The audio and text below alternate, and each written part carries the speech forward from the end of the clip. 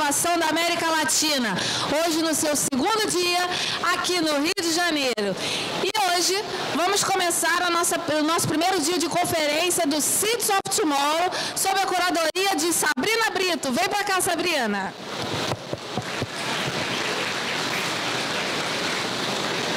O palco é todo seu, Sabrina. Obrigada, querida. Oi, gente, bom dia. Primeiro, é um grande prazer estar aqui de novo no Rio Innovation Week, fazendo a curadoria desse palco sobre cidades inteligentes. Eu elaborei um conteúdo bem interessante para quem tem interesse nesse tema poder se aprofundar. Então, hoje vocês vão ter a oportunidade de estarem, enfim, assistindo painéis sobre mobilidade, sobre as iniciativas do governo do Rio de Janeiro. E eu vou convidar agora o Robert Jansen, que é o presidente da CESPRO, e também o secretário de Cidades Inteligentes do Rio de Janeiro, Wellington, e a secretária de Ciências, Tecnologia e Inovação, a Valéria, para estarem aqui com a gente, falando das iniciativas de cidades inteligentes do Rio de Janeiro e de Niterói. E da CESPRO.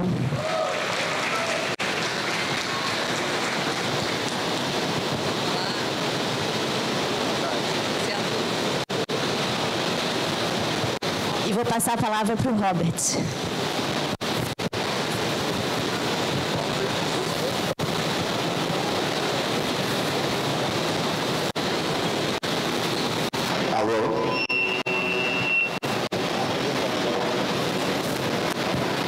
Então, primeiro, bom dia para todas e todos. É sempre um grande prazer a gente poder estar aqui compartilhando com todos o que nós, enquanto entidade empresarial do setor de tecnologia, estamos enxergando, fazendo e contribuindo para que a nossa cidade, Rio de Janeiro, seja um expoente mundial em excelência em inovação.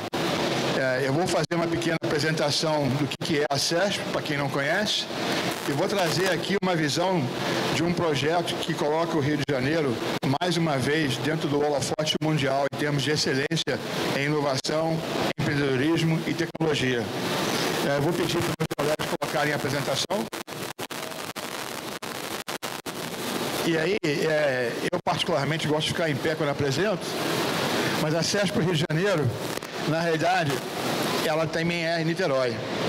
Nós estamos, obviamente, abraçando pela Baía de Guanabara o ecossistema por todo, por completo. Mas a CESP faz parte de uma rede nacional.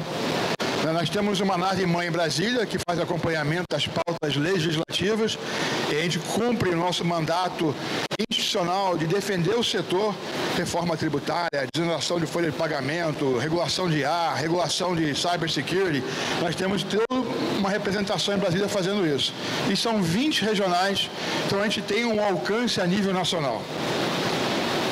E a nossa missão, enquanto a CESP Rio de Janeiro, é consolidar o Estado do Rio de Janeiro como um grande expoente mundial em inovação e tecnologia.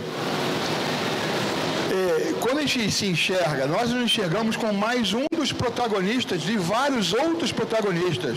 A gente defende muito o que é a essência que nos une. Nosso slogan é "Juntos somos mais". Então a gente entende que é a soma dos protagonistas todos que fazem o ecossistema rodar. E aí tem 3 pilares de atuação. A gente tem o processo de estar fazendo a defesa institucional, com articulação política, articulação dentro do mercado. A gente tem eventos e fomentos de negócios, porque é um negócio que faz a manivela girar, que faz a roda do crescimento aumentar. E temos um conjunto de ferramentas e serviços para ajudar os nossos associados a cumprirem as suas missões e chegarem nos seus objetivos maiores. Aqui é justamente o momento, lá em Brasília, no processo de transição de governo, nós estamos sempre presentes em todo momento em que há algum movimento de governo, de legislativo, para defender o setor.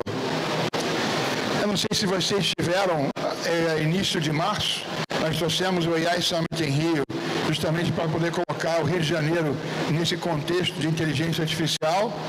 Fizemos o Thinking Digital e o Cyber Security. O Thinking Digital também foi um evento de inteligência artificial, mas muito focado na prática, né? E hoje não tem jeito, né? IA vai dar de mãos dadas para sempre com Cyber, né? E você tem o Series of Tomorrow, que aqui estamos. O Petrotic e o Energy Tech Summit, nós temos um calendário que se repete todo ano. O Acesso para o Business Games, que agora está na 3ª edição. O Startup Business e Health Tech Summit. Agora, a CESP tem um portal que é justamente para poder promover a colaboração. A gente acredita, enquanto entidade empresarial, que a força do coletivo colaborativo é que faz a diferença. Então, o portal é justamente para poder fazer esse tipo de trabalho. E aí tem várias dimensões de discussão, debate, onde todo mundo vem contribuindo para construir cada vez mais um pool de conhecimento e referência que está à disposição do mercado. Estamos lançando, dentro dessa visão de a gente continuar criando as novas empresas, futuros associados da CESP, um programa de aceleração empresarial. A entidade, por ter um foco no setor produtivo, setor privativo, ela foca num programa de aceleração voltada para mercado, é tração. Então isso obviamente cria um filtro de entrada para quem quer participar, que já tem que ter algum mínimo de recorrência com clientes no mercado, para que a gente possa então ajudar a tracionar mais. Estamos lançando também uma plataforma de crowdfunding. No passado, a CESP teve um grupo de investimento chamado K-Angels, que acabou se dissipando, porque foi o início da jornada, lá em 2012, 2013, todos nós, aprendedores ainda, né? Agora, com esse aprendizado, nós estamos lançando uma plataforma que ajuda, inclusive, a democratizar a possibilidade de investimento nas empresas nascentes que nós mesmos estamos acelerando. Lançamos também um modelo de a gente poder sistematicamente, toda semana, trazer algum tema, algum tópico importante, relevante para o dia a dia, o cotidiano das empresas. E no final do dia, eu quero ter conhecimento prático, que eu chego lá na minha base, aplico e resolvo o problema que eu tenho que resolver. Então, o Acesso para o Talks faz isso e o Acesso para o Podcast também. Temos agora também um espaço de coworking com podcast, uma sala especialmente designada para isso. E nosso programa, o Acesso para o ForSoft, que é de formação de mão de obra, de comunidades carentes, de meninos e meninas, 17 a 24 anos, que em 6 meses nós damos uma formação full stack. Essa é uma parceria com o Senac, a gente aproveita para agradecer a parceria com eles, tá? E nós estamos ampliando esse programa, porque ele tem uma característica muito importante. O pessoal sai de lá empregado. Ele tem empregabilidade a bordo. E aqui ferramentas de acesso para Talks, podcast, acesso para Acelera, acesso para K-Angels. Nós temos também uma central de RH, um certificado de exclusividade. Estava conversando com meu amigo Anderson Dil, do Founders Club Rio Grande do Sul. E ele entrou para acesso e falou: Robert, eu tenho aqui um portfólio de 2.000 startups. E as que estão trabalhando com o governo só começaram a trabalhar com o setor público quando conseguiram depois o certificado de exclusividade. Então, o certificado de exclusividade habilita as startups que atuam no setor público a ter um diferencial na hora da contratação. Também comitês temáticos, consultoria em IA, e-mail marketing, imersões, parcerias e o acesso ForSoft. Mas o que eu quero trazer para vocês aqui, a minha mensagem central, é que aqui no Rio Innovation Week é uma festa, é uma comemoração do que acontece ao longo do ano todo. Não, ao ano todo não, das décadas todas. O Rio de Janeiro não nasceu inovador agora, ele já o é há muito tempo. Eu criei só essa linha do tempo ontem à noite, tem muito mais coisa, sem dúvida, mas se a gente olhar a linha do tempo, nós estamos sempre presentes dentro dos principais movimentos de inovação do país. Aliás, se colocar ali nos anos 80, o programa do álcool, da Petrobras, aquilo foi uma inovação mundial, né? O etanol. Então, eu só queria deixar aqui que o Rio Innovation Decades, né? Que na verdade é o que nós fazemos no dia a dia. E aí, quando eu trago aqui, que é o ponto central que eu queria compartilhar com vocês, nessa continuidade da construção do Rio de Janeiro como centro de excelência em inovação, Eu participo de uma organização que é igual à ONU em termos de entidades empresariais do setor de tecnologia. World Innovation Technology and Services Alliance. São mais de 80 países. E lá eu sou responsável justamente pela inteligência artificial.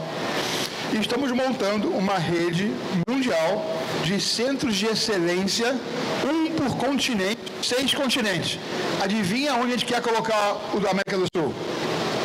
Rio de Janeiro. Então, o Centro de Excelência está selecionando, eu já fiz uma conversa inicial com a Prefeitura, tem já um processo sendo encaminhado, está no gerúndio, né, mas está sendo avançado. E aí é o Way com o Rio, conectando o mundo e empoderando o futuro. E justamente porque o Rio de Janeiro, aí eu não sei quantos de vocês me conhecem, né, mas eu sou um americano apaixonado pelo Rio, por isso me chamo de Amerioca. Né, o Rio de Janeiro já é o refém da sua fama. A marca Rio de Janeiro nos obriga a ter excelência em qualquer dimensão que a gente faça. Porque é o Rio de Janeiro. Né? Então, é por isso que a gente tem que trazer esse centro de excelência para cá. Além disso, estamos lançando uma Copa do Mundo de Startups, para que justamente aqui no Rio de Janeiro, foi lançado agora no IAI Summit Rio em março, mas que a gente possa evidenciar mais uma vez o quanto que o Rio de Janeiro é o berço de inovação, não só da América do Sul, mas um dos centros mundiais. Né?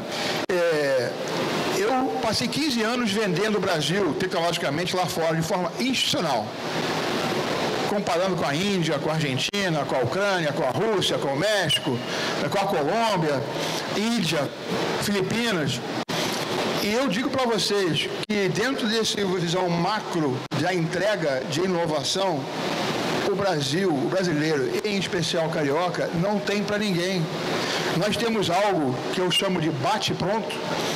Muita gente fala o jeitinho brasileiro. Eu não uso jeitinho brasileiro porque às vezes as pessoas interpretam de forma equivocada. Então eu chamo de lateralidade. E isso é muito importante para quê? Para resolver o problema. Então nós temos uma característica que hoje encaixa com a velocidade da inovação, que eu tenho que entrar rápido para resolver o problema. E é o carioca que tem a melhor excelência do bate-pronto. Então, a defesa de trazer esse centro da Copa do Mundo também. Aqui eu coloco as inscrições para quem quiser já se preparar para fazer um pitch em inglês para participar da Copa do Mundo. E o Acesso para Acelera, que está sendo lançado e vai ser lançado em 2 verticais. E começa o mês que vem. Cidade Inteligente e Saúde. Então, pessoal, eu convido aqueles que são empresários do setor de tecnologia e que ainda não se filiaram à CESP, que o façam. Por quê? Porque nós vamos ser mais um acelerador dos seus objetivos empresariais. Com isso, eu quero passar a palavra de volta para você, Sabrina. Muito obrigado. Obrigada, Robert. Bom, agora vamos ouvir o Wilton. Valéria vai falar das iniciativas em Niterói.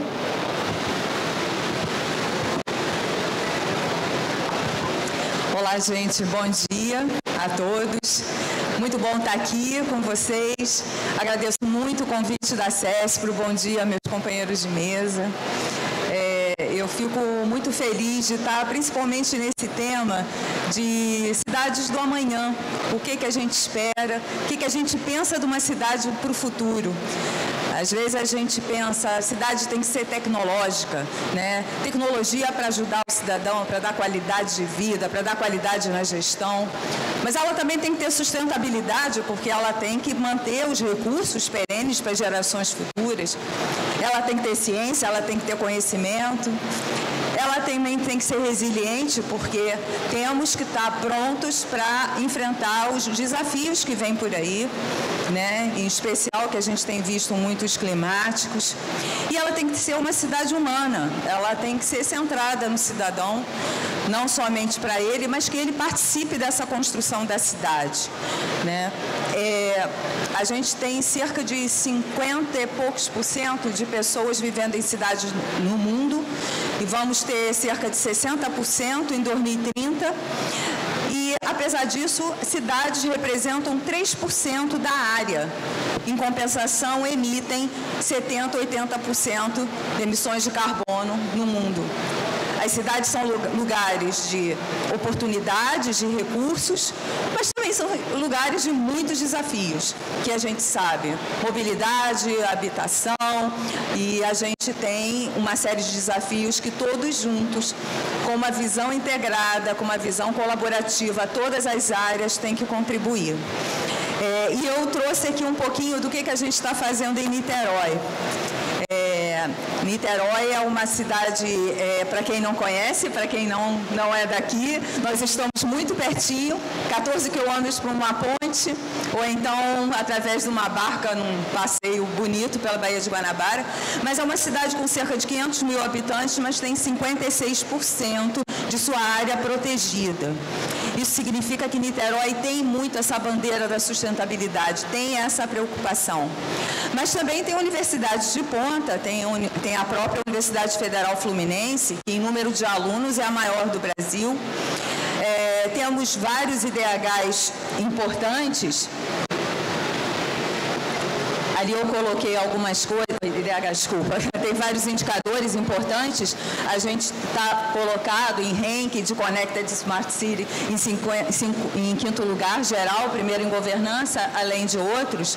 Uma cidade, como vocês veem, que tem tecnologia, história, cultura, natureza. Epa!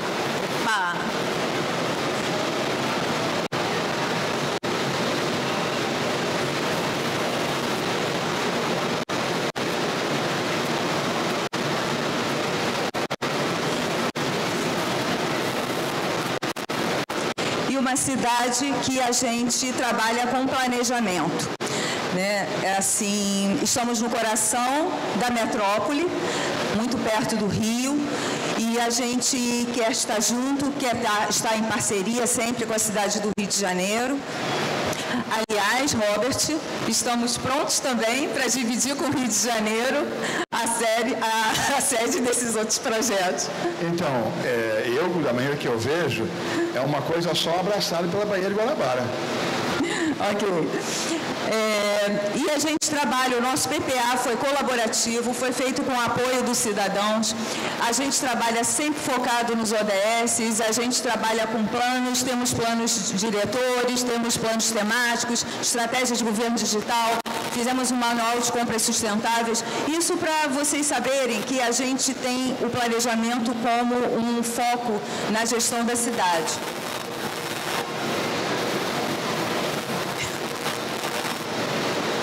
Problema aqui. A gente tem o Observanit, que acompanha os indicadores da cidade. Isso é importante porque as coisas têm que ser medidas, têm que ser monitoradas para serem avaliadas, e a gente tem essa premissa também. Além disso, a gente tem o nosso sistema de geoinformação, o CIGEL, um sistema premiado, um sistema que ele dá um nó. No começo, gostaria até de contar um pouquinho essa história, o diretor do CIGEL está aqui presente. No começo foi difícil. A cultura do georreferenciamento, ela não era muito assim conhecida na cidade, na prefeitura, entre os servidores. Então foi uma coisa assim, não, vamos meio compulsório. As secretarias que têm a necessidade, urbanismo, tal, meio ambiente, vamos, todo mundo vai usar, todo mundo vai disponibilizar seus dados. E o prefeito sempre fala, quer ver um sistema não ser considerado por ninguém, ser abandonado, ele está desatualizado. Os dados têm que estar atualizados. Mas foi começar e todo mundo viu que aquilo poderia ter um potencial incrível para a gestão, que todas as secretarias quiseram participar hoje. Todos os projetos da prefeitura têm seus dados espacializados, têm seus dados disponibilizados. O CIGEL tem camadas públicas diversas, cerca de 200, eu acho que hoje, né, Ricardo? 200 camadas públicas, tudo pode ser feito download, tem dados abertos, é um sistema, assim, muito bacana e que deu uma virada na cultura de Niterói. Aqui a gente botei uns dois exemplos, um Niterói Novos Negócios, para saber que a gente pode fazer um estudo de pré-viabilidade, quem quiser fazer um negócio em Niterói, através do CIGEL, através dessa aplicação. É extremamente interessante. E um que eu gosto muito é o Arbóribus. Todas as árvores urbanas de Niterói estão georreferenciadas e para facilitar a sua manutenção, para facilitar até a sua identificação, pesquisa, e é muito bacana. Temos o nosso Centro Integrado de Segurança Pública, um centro de controle operacional, cercamento eletrônico, investimos bastante em tecnologia, incentivamos a pesquisa, fizemos um projeto de desenvolvimento de projetos aplicados com a Universidade Federal Fluminense, apoiamos quase 80 projetos de pesquisa aplicada. Isso foi um marco, foi muito importante, pesquisa aplicada nos desafios da cidade. Esse apoio à ciência foi fundamental não somente para a universidade, quanto para a prefeitura. Botei até um exemplo de das iniciativas, né, que foi um projeto de pesquisa aplicada, que foi um laboratório de fabricação digital lá na Unfab Lab do Hospital Antônio Pedro. Trabalhamos com o Colab, para quem já conhece, é um aplicativo de zeladoria urbana, mas a gente deu outras funcionalidades ao Colab. Então, além de zeladoria urbana, do cidadão poder ele mesmo fazer as suas denúncias, suas contribuições, o Colab também é utilizado como consulta pública, é utilizado para informação à população, foi utilizado muito durante a pandemia, principalmente para agendamento de vacinação. A gente deu umas funcionalidades muito interessantes para o Colab, a partir do momento que o cidadão queria participar da ferramenta. Criamos a moeda social Araribóia, que foi a consequência do projeto de transferência de renda durante a pandemia. Então, houve transferência de renda durante a pandemia, mas para que essa renda circulasse no município, foi criada a moeda Araribóia com empreendimentos de Niterói cadastrados. Então, dessa forma, a pessoa recebe o recurso, faz as suas compras ainda na cidade, né? Temos várias iniciativas de governo digital, principalmente um portal de serviços, além do plano estratégico, o plano diretor-geral de tecnologia da informação e comunicação, estratégia de governo digital. Mas o que eu quero falar sobre isso? É muito importante que a cidade esteja digitalizada, esteja com todos os serviços disponíveis, mas tem que ser para todo mundo. E isso é um desafio constante. Nem todas as pessoas chegam até o portal para fazer as suas solicitações de serviço. Isso é um dever das cidades, aproximar o cidadão, viabilizar para o cidadão a oportunidade de aprender, e não é só o letramento digital, não é só mexer no computador, ele tem que participar da vida da cidade. Isso a gente tem buscado fazer em Niterói, falar mais um pouquinho depois, mas nós tínhamos todas essas iniciativas isoladas. E aí nós fizemos um plano municipal de cidade inteligente, humana e sustentável, super colaborativo também. Tivemos algumas consultorias do BID, nós tivemos um apoio de um programa do governo sul-coreano, o KSP, que nós aplicamos, e tivemos um apoio da Samsung para trabalhar com a gente esse programa, foi muito interessante. Universidades, especialistas, a população, fizemos consulta pública também à população, e o plano está conectado às ODS, está conectado ao nosso planejamento estratégico, é um plano muito bacana, quem quiser, quem tiver a oportunidade de dar uma olhada, um plano bacana. E aí, como eu estava falando, a nossa preocupação com o cidadão, a gente tem, assim como o Rio de Janeiro, as plataformas urbanas digitais, são equipamentos públicos, ficam localizados em áreas vulneráveis da cidade, mas o objetivo, de novo, não é só o letramento, é também a profissionalização tecnológica, é também a cidadania digital. Em uma das plataformas é um post do gov.br para tirar dúvidas, para auxiliar em questão de alteração de senha, em fotografia. A gente sabe o quanto que é difícil você tirar uma fotografia para o gov.br com celulares bons, imagina com celulares que não são adequados. Então, essas plataformas, elas se destinam muito a essa inclusão, a esse desenvolvimento humano das pessoas, ter oportunidade de ter palestrantes, ter oportunidade de se relacionar com a cidade de uma forma digital. Só para vocês terem uma ideia, desde que começou, nós temos cerca de 10 mil alunos formados nos cursos da plataforma.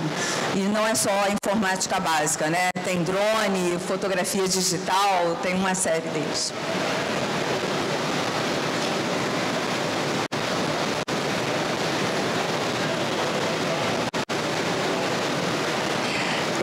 Essa foi uma iniciativa que a gente considera inovadora, por isso que está dentro da Secretaria de Ciência, Tecnologia e Inovação, apesar de ser administrativa. Nós temos essa preocupação com a sustentabilidade, mas o servidor público, ele tem sempre muito receio de fazer compras de coisas sustentáveis, porque normalmente são mais caras. E aí ele fica com receio. Esse manual, de acordo com a legislação existente, ele foi feito em colaboração com a PGM, foi com a Procuradoria-Geral do Município, com a Controladoria-Geral do Município e a Secretaria. Nós fizemos um manual que desse segurança ao servidor, utilizando a legislação existente, como fazer compras de produtos sustentáveis. Então, é isso que a gente espera, não ter mais copos descartáveis, nem mais mexedores de plástico. A gente quer não somente falar, mas ter essa bandeira inserida no dia a dia do cidadão e do servidor. Estamos também com o programa Acelera Niterói. É um programa de incubação e aceleração junto com a UF, junto com a FEC, aberto a todos, não é só alunos da UF, aberto a todos. É um programa com subvenção econômica, R$60 mil para incubados, R$80 mil para acelerados, para cada startup acelerada. O edital está aberto para quem tiver interesse, é muito interessante e ele é focado em 5 áreas prioritárias de inovação que eu vou falar aqui. Esse é o Aldeia Tech. O Aldeia Tech é o nosso ecossistema local de inovação de Niterói. O Aldeia Tech, ele surgiu através do governo, junto ao SEBRAE e à Fundação CERT de Santa Catarina. Nós pensamos em fortalecer o ambiente de inovação que existia em Niterói. Já existia, já existem startups, já existem universidades de ponta, já existem organizações que trabalham com isso, mas nós vimos que estavam desconectados. A gente tinha que ter um ambiente, um ecossistema de troca, um sistema de troca para que as pessoas pudessem se conhecer uma a outra. E aí convocamos todos, vamos participar, vamos pensar juntos. E cerca de 300 pessoas se reuniram durante 4 workshops pensando que áreas são as áreas de inovação de Niterói, né? E através de dados secundários, dados de arrecadação do município, dados do SEBRAE, diversos outros, nós chegamos a 5 áreas prioritárias de inovação. Saúde, a gente tem muita coisa na área de saúde em Niterói, principalmente biotecnologia. TI, TI e comunicação, é a nossa 3ª maior arrecadação de Niterói. É TI. Tem muitas empresas em Niterói. Economia criativa, que é um mundo, né? Nós estamos ali com a coordenadora desse eixo de economia criativa. É um mundo, temos games, temos moda, gastronomia, artesanato, muita coisa inovadora. Isso é muito interessante. Economia do mar, que aí Niterói tem essa tradição. Temos um grupo voltado para a economia do mar, que não é só a indústria naval, é pesca, eventos náuticos, turismo náutico. Então, é um grupo assim forte de Niterói. Amanhã tem um evento da FACERJ, mas tem Rio Innovation Week também. Temos também, e aí durante a discussão, apesar de não ter dado secundário, as pessoas sentiram falta de ter um eixo potencial, que poderia ser muito desenvolvido, que é transição energética e descarbonização. E essa é a 5ª área prioritária de inovação de Niterói. O Aldeatec, hoje, ele está se transformando numa organização independente, era o objetivo, o governo não é a Aldeatec, o governo é parte de um ecossistema, mas o Aldeatec é formado por universidades, empresas de todos os portos, startups, grandes empresas, é formado por organizações sociais, é formado pelo cidadão. Fizemos um pacto pela inovação em Niterói para reafirmar esse compromisso público, não somente de organizações, mas do cidadão. Ele assina, não tem qualquer compromisso, mas é um compromisso dele com a inovação em Niterói. Todas as empresas do Aldeatec, elas também firmam esse pacto pela inovação. Estamos reformando essa casa linda, que era um antigo Instituto de Artes, né, da UF, e através do recurso FINEP, a UF, a FEC e a Prefeitura de Niterói está transformando esse lugar lindo num centro de inovação chamado Araribóia Tecno. Para quem não sabe, Araribóia foi o índio que fundou Niterói, então ele está muito presente nos nomes. Esse centro, ele também vai priorizar as 5 áreas de inovação do Aldeatec, mas vai ter um foco diferenciado com audiovisual por causa da estrutura que ele já tem para isso. Vários estúdios e tem várias salas relacionadas a isso. Para apoiar as startups, nós fizemos um sandbox regulatório, né? A gente sabe, nós vimos no Aldeatec que muitas startups tinham produto, mas não conseguiam validar suas soluções. Então, nós fizemos um sandbox amplo, não colocamos desafios, a gente queria que as startups comparecessem com as suas soluções e foi muito interessante. Hoje nós temos 5 startups sendo testadas com dados da Prefeitura de Niterói, 3 na área de saúde, uma relacionada a monitoramento de alagamento e uma relacionada à acessibilidade para deficientes auditivos. Foi uma experiência tão interessante que agora as secretarias estão fazendo seus sandbox temáticos. O próximo vai ser da saúde, que vai ter desafios próprios da saúde. E, por último, nós refizemos o nosso Plano Municipal de Ciência, Tecnologia e Inovação. É um plano decenal. A secretaria é muito jovem, ela foi criada em 2021. E esse plano, a secretaria é uma subsecretaria da Secretaria de Educação.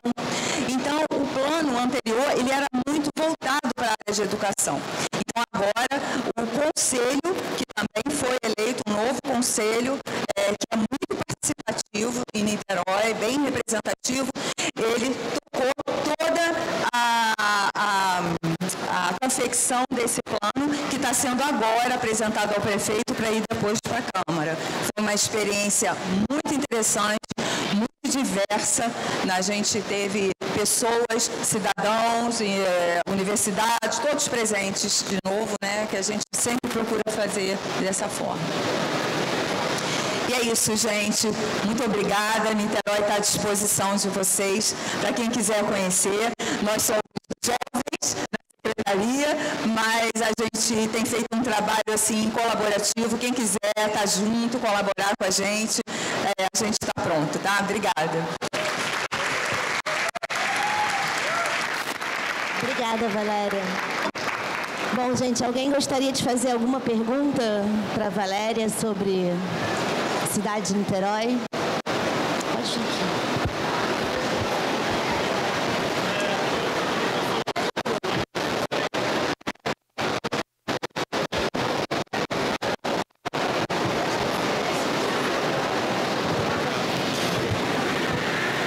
Meu nome é Felipe, eu sou repórter do Globo Niterói. Há Câmara de Niterói acabou de aprovar o empréstimo para a construção de uma linha de VLT na cidade e para a compra de ônibus elétricos. Eu queria saber se a Secretaria de Ciência tem alguma participação nesse projeto, de alguma forma, e também queria saber o que está previsto para os próximos meses de iniciativas e inovações, de repente até para os próximos anos, dentro da própria Secretaria de Ciência.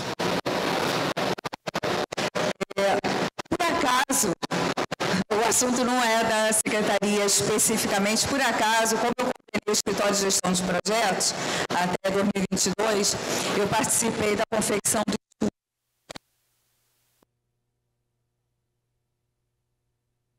foi um recurso da Agência Francesa de Desenvolvimento, né, da AFD, fez o estudo de pré-viabilidade e depois nós aplicamos por um recurso do governo francês, um fundo chamado FASEP. Nós aplicamos, nós ganhamos e tivemos um estudo de viabilidade feito naquela época. E agora eu estou em outra secretaria, mas eu soube disso, fiquei feliz, o estudo é muito complexo, vocês sabem, o trânsito de Niterói não é simples, é complicado, não é só o VLT, tudo isso prevê um reordenamento muito grande na cidade, né? Eu acho a proposta de VLT, ele é fachada a fachada, isso significa que tudo é mudado, né? É um processo que vai ser difícil, mas eu acredito o VLT ele é mais do que mobilidade, ele traz desenvolvimento econômico. Então,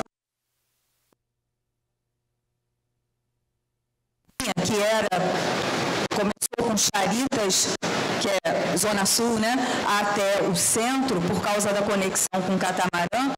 A linha foi prorrogada até o Barreto, que é a Zona Norte, que é uma região super carente e que isso, além de ter gerado uma viabilidade muito grande para o VLT, gerou também vai gerar, né, um desenvolvimento econômico para a região muito grande e facilitar a vida do cidadão. Não é empréstimo, tá? Pelo que eu sei, é um recurso do Tesouro, né? Então, pelo menos a maior parte é do Tesouro, pelo que eu ouvi. Com relação à secretaria, a gente tem planos, milhares, um deles justamente foi assinado ontem, a ordem de início para a reforma da Cantareira, para quem conhece, é a estação de barcas antiga de Niterói, um prédio lindo, maravilhoso, e que vai abrigar um projeto de formação em economia criativa, e a parte da frente vai ser um centro de inovação de Niterói, que é produto muito da discussão junto do Aldeatec. Então, assim, eu agradeço aqui também aos membros do Aldeatec que participaram muito. Esse centro vai ser um marco para a gente, porque quando nós começamos os estudos com o SEBRAE e com a Fundação CERT, a gente queria um parque tecnológico, né? Então, um parque tecnológico. Mas um parque tecnológico é uma coisa que a gente não queria que ficasse parado, como em vários municípios nós vimos que demorou muito. É um condomínio, as empresas têm que ser atraídas, grandes empresas. Que conclusão nós chegamos? Niterói não está nessa fase. Nós estamos na fase de criar uma rede de centros de inovação.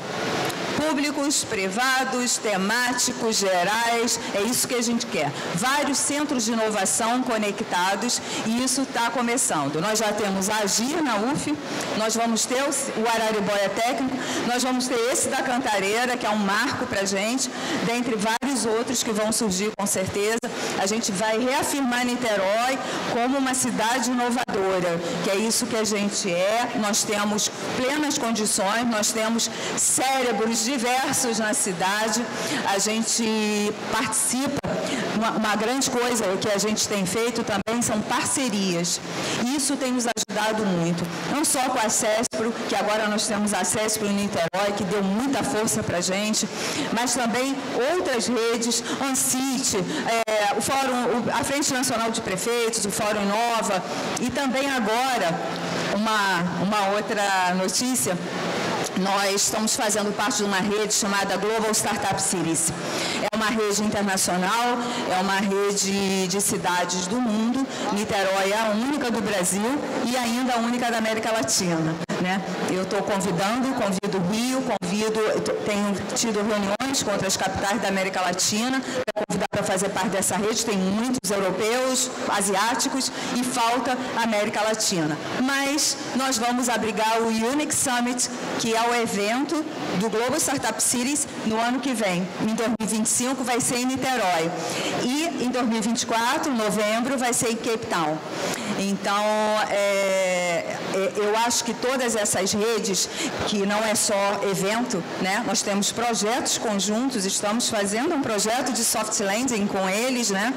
Eu acho que vai trazer para Niterói tudo isso que a gente está pregando.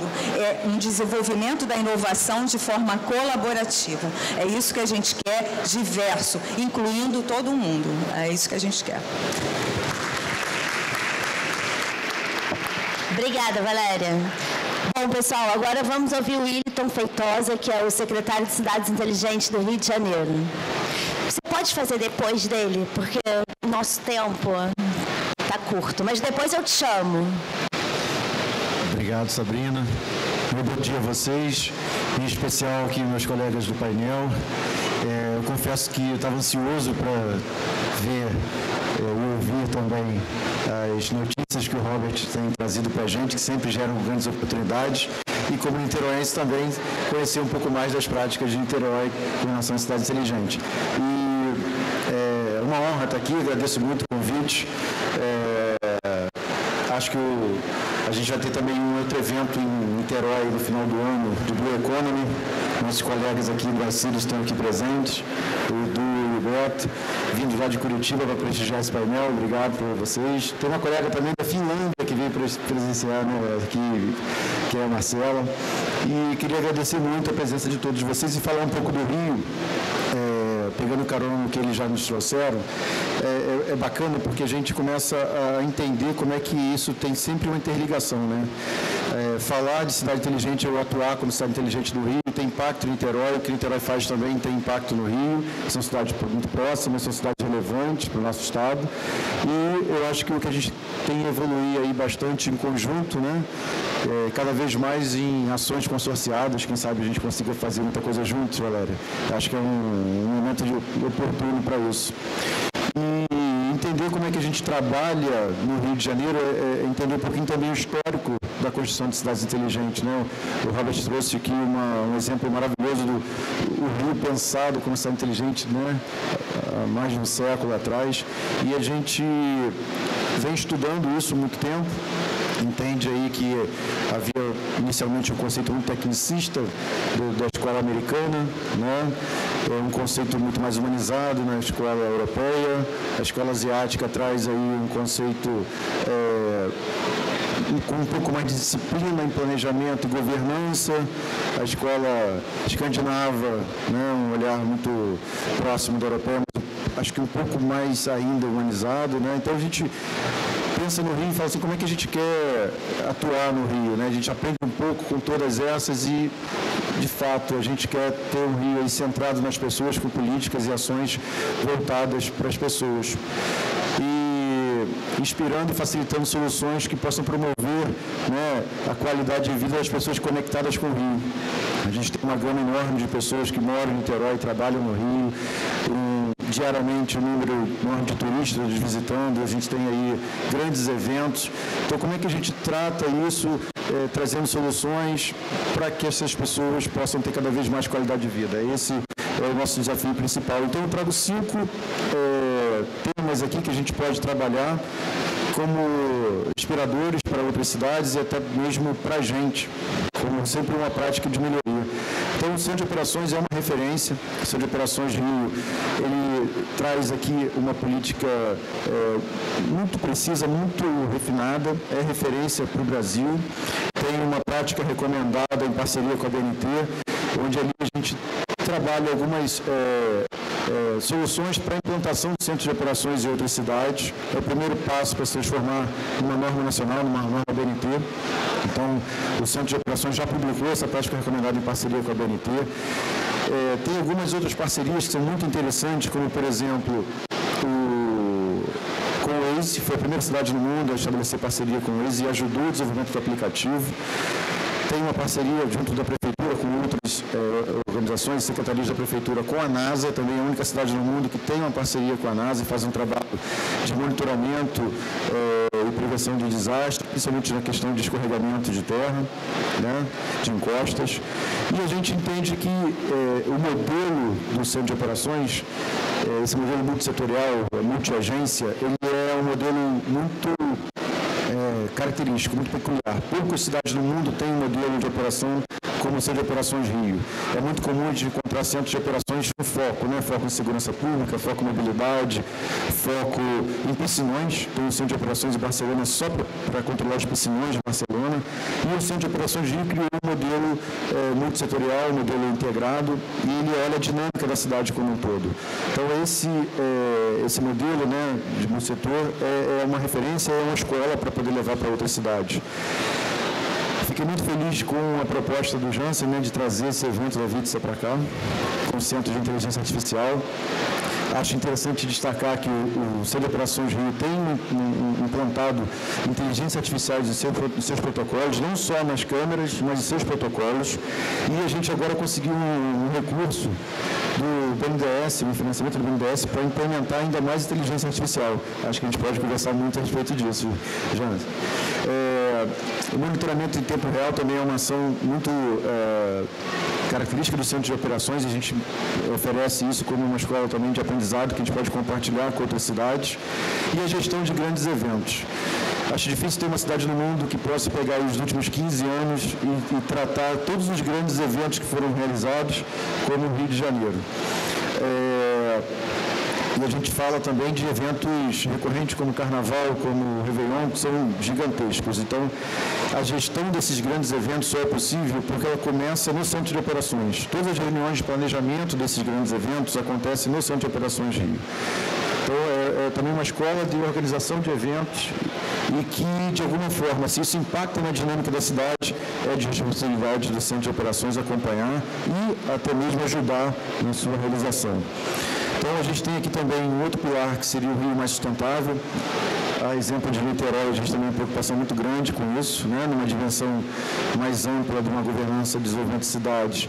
A gente tem ali um olhar muito grande para o econômico, para o social, para o ambiental. Mas se a gente vai mais a fundo, a gente entende que isso tem uma sinergia muito grande de governo, instituições privadas e organizações sem fins lucrativos. Então, trazer isso para uma discussão e até mesmo para um acompanhamento de uma cidade do porte do Rio de Janeiro, é importante que a gente tenha essas dimensões muito bem acompanhadas. Mas, por sorte, a gente conseguiu desenvolver um plano chamado Plano de Desenvolvimento Sustentável e Ação Climática do Rio de Janeiro. Um documento, um trabalho muito bem elaborado, premiado nacional e internacionalmente, mas que, de fato, ele norteia as ações do Rio nessa área. São 134 metas locais, baseadas nas metas da ONU, mas 134 metas locais e 900 ações previstas até 2050. Em que as principais metas, a principal meta seria reduzir em 20% a geração de carbono até 2030 e neutralizar essa emissão até 2050. Então, é um plano muito bem construído, que é uma referência que a gente pode compartilhar com outras cidades. E a gente tem algumas outras ações, como, por exemplo, o Rio de Energia Verde, um projeto que fez com que o Rio fosse a primeira cidade do Brasil a comprar energia no Mercado Livre. Então, também é um exemplo aí de ação que a gente consegue compartilhar, e isso proporciona uma economia de 50% na conta de energia pública de determinados prédios públicos. Como experimento, a gente fez o prédio principal da Prefeitura, e agora, no segundo lote, a gente vai fazer novamente a aquisição e levar aos grandes prédios, grandes consumidores da cidade, hospitais, outros prédios públicos de referência, grandes escolas. Então, é um projeto também muito interessante que a gente pode compartilhar como boa prática, né? A mobilidade urbana sustentável, com uso de bicicletas compartilhadas. O Rio tem hoje 480 1.097 quilômetros de ciclovias, mas até 2033 o plano é chegar a 1.000 quilômetros de ciclovia no Rio de Janeiro. Um outro projeto muito bacana para a gente tratar dentro dessa área é o Refloresta Rio, com o uso de drones semeadores, foi um projeto também inovador, e o desenvolvimento de áreas verdes. Né? A gente viu aí vários parques sendo inaugurados esse ano, essa foto aí é um deles, o Parque Suzano Maspolini, que é uma prática também muito importante, visando esse programa Rio Mais Sustentável. Trago aqui também uma sugestão de desenvolvimento para a cidade, em que a gente já experimentou, continua experimentando no Rio de Janeiro, que são as PPPs. Vou pular aqui a ordem, porque a gente tem uma companhia pública específica para desenvolvimento de PPPs, ou seja, pensa exclusivamente naquilo que a gente pode trazer de parceria e desenvolvimento para a cidade do Rio, que é a CCPAR, né? Trata especificamente de PPPs e concessões, e uma delas é a PPP de iluminação pública. Essa PPP é uma prática que o Rio tem despontado e tem trazido grandes benefícios, como, por exemplo, a troca de mais de 500 mil luminárias de vapor de sódio para LED. Isso está dentro do escopo dessa PPP de iluminação pública. E, pegando carona disso, tem um caderno de cidade inteligente dentro dessa concessão, em que são usados ali recursos para a implantação de câmeras, são 10 mil câmeras, 5 mil pontos de Wi-Fi, 3 mil acessos semafóricos e uma série de outros sensores a serem instalados na cidade do Rio. Então, isso sem R$1 ou R$1 de recurso público, ou seja, investimento privado trazendo desenvolvimento e impulsionando a política de cidade inteligente do Rio de Janeiro. Aqui tem uma foto de um radar. É o último radar meteorológico comprado, o Rio tem 2. Esse radar foi inaugurado em março, no comecinho de março, também com recursos dessa PPP, não teve nenhum dinheiro do município nessa aquisição. E é uma prática que foi, de certa forma, coberta por um entendimento recente de que recursos da contribuição com relação à iluminação pública, né, contribuição social da iluminação pública, pode ser usado para monitoramento de cidades. Então, é uma oportunidade para outras cidades também pegarem carona nesse exemplo e desenvolverem políticas com base nesse trabalho de uma PPP, e recursos podem ser implementados na cidade sem que necessariamente a prefeitura tenha que implementar algum recurso. Como eu falei, são 5 mil pontos de Wi-Fi e uma série de outras parcerias e concessões que foram feitas para a administração de hotel, o VLT, o BRT, uma série de outras ações que o Rio desponta aí como referência que pode ser de exemplo para outras cidades. Hoje, rapidamente aqui, que o nosso tempo está se esgotando, né? Então, queria fechar com outros dois pontos que seriam o desenvolvimento da infraestrutura tecnológica, né? A implantação de uma rede de IoT, importante para a coleta de dados, e isso para em desdobramento para tomada de decisões nas cidades, né? A expansão da conectividade 5G gera uma série de oportunidades, inclusive de receitas acessórias para o município. Temos aí uma plataforma de dados abertos, que é o Data Rio, já implementado há bastante tempo, muitos anos. A gente tem aqui um colega da prefeitura que trabalhou incansavelmente nessa implantação e chegou a ser presidente durante vários anos do Instituto Pereira Passo, que abastece de dados essa plataforma, que é o nosso Carlos Quequitini. E que, por sorte, já está com a gente hoje na Coordenadoria de Cidade Inteligente, veio enriquecer e abrilhantar muito o nosso trabalho. A gente tem aí também uma série de oportunidades de automação de serviços públicos, né, com todos esses dados, essas tecnologias embarcadas por uma cidade. E isso acaba proporcionando uma melhora na qualidade dos serviços voltados para o cidadão. E as iniciativas de inclusão digital e inovação. A gente não vai conseguir desenvolver nada novo ou melhor se a gente não tiver um olhar muito atento para isso. O Rio tem algumas iniciativas, a própria captação desses eventos, né, obviamente tem um fator de peso que, como o Robert trouxe, o nome Rio me dá essa chancela, mas a gente tem esse foco exatamente nesse evento de inovação, que é transformar de fato o Rio, e acho que já está consolidado como a capital da inovação na América Latina, mas o fato de atrair grandes eventos como o Rio Innovation, Web Summit, Rio2C e dentre outros, eu acho que consolida isso. Mas não é só fazer evento por si só, é estabelecer parcerias, é ter políticas integradas, como, por exemplo, a a implantação do Porto Mara Valley, do Hub de Inovação do Porto Mara Valley, associada com uma política de incentivo fiscal para a região do Porto Maravilha, faz com que a gente tenha cada vez mais empresas de tecnologia naquela região e proporcionando um polo de desenvolvimento. A ideia desse trabalho todo, sem dúvida, é que a gente tenha o primeiro unicórnio do Rio de Janeiro nascendo naquela região. E a gente tem unicórnios no sul do país, né? A gente já tem exemplos como isso, mas a gente quer trazer, não é, Caio? Infra-Rio, ou criar um nascendo no Rio de Janeiro. A gente tem outros exemplos aqui também, como as naves do conhecimento, como política integrada, são 9 naves de conhecimento no Rio de Janeiro, com uma política de laboratórios de inclusão digital, os ginásios especializados tecnológicos também da cidade fazem também uma abordagem de ensino associado ao pensamento computacional e à cultura maker, isso é importante também. E tem um outro projeto que é fantástico, a gente quer muito que ele saia também em parceria com esse investimento de inteligência artificial que vai ser disponibilizado no Centro de Operações, com a implantação ou criação de gêmeos digitais nas nossas favelas. Acho que é muito importante para a gente entender melhor, de fato, as favelas do Rio de Janeiro. Bem, peço desculpas, mas era um pouco do que eu queria trazer para vocês.